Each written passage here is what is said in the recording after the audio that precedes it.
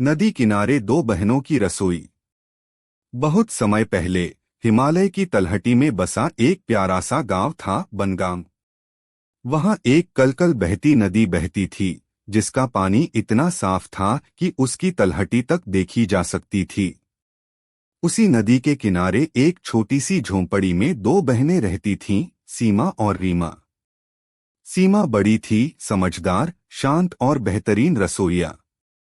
रीमा छोटी थी, चुलबुली, नटखट और खाने की शौकीन।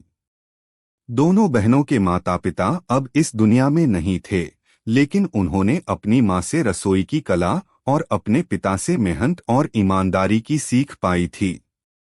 सपना नदी किनारे रसोई खोलने का। रीमा ने एक दिन कहा, दीदी, क्यों न हम अपनी छोटी सी रसोई खोलें। यहाँ नदी पर हर दिन यात्री आते हैं, मछुआरे आते हैं, और तो और जंगल से लकड़ियाँ लेने वाले भी आते हैं। अगर हम उन्हें गर्मागर्म खाना परोसें तो हमारा गुजारा भी हो जाएगा और दिल भी खुश रहेगा।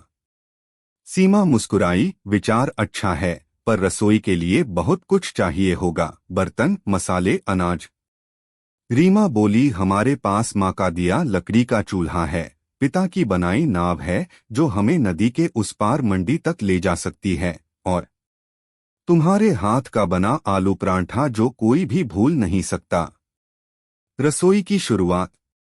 अगले दिन दोनों बहनों ने नदी किनारे एक साफ जगह पर रसोई बनाने का काम शुरू किया।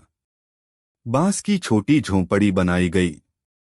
पास की चट्टानों से बैठने की जगह तैयार हुई। नाम रखा, नदी किनारे बहनें।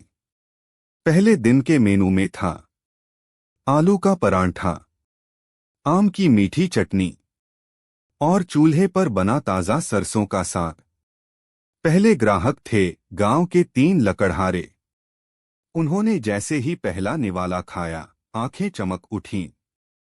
अरे बिटिया, ये तो माँ के हाथ जैसा स्वाद है। धीरे धीरे रसोई की खुशबू दूर तक फैलने लगी। नदी पार से यात्री नाव रोक कर आने लगे। मछुआरे मछली के बदले खाना मांगने लगे। कठिनाई आई, बारिश और बाढ़। एक दिन तेज बारिश आई। नदी उफनने लगी।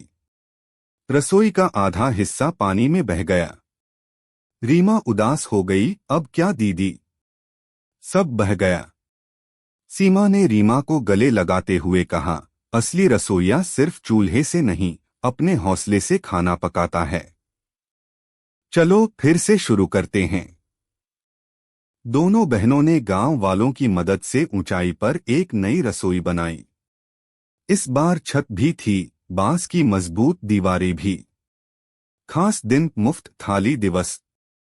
सीमा ने सुझाव दिया कि महीने में एक दिन वे मुफ्त थाली दिवस मनाएंगी, जब गरीब, वृद्ध और अकेले लोग मुफ्त खाना खा सकें।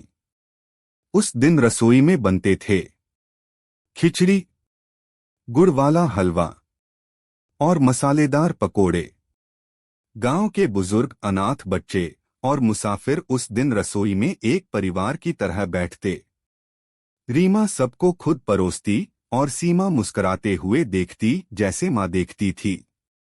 एक इनाम। कुछ ही महीनों में नदी किनारे बहने की रसोई इतनी प्रसिद्ध हो गई कि एक पत्रकार ने उस पर लेख लिखा।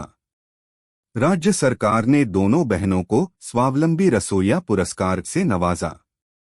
उन्हें एक बड़ा चूल्हा, बर्तन सेट और एक छोटी रसोई गाड़ी मिली। अब वे गांव-गांव घूमकर भी खाना परोसती, शादी, मेले, त्योहार और सब कह उठते, सीमा रीमा की रसोई, स्वाद में माँ का प्यार। अंत में नदी बहती रही, मौसम बदलते रहे, लेकिन दो बहनों की वो रसोई नदी के किनारे हमेशा जलती रही, जहां हर भूखा मुसाफिर एक थाली खाना और ढेर सारा प्यार पाता।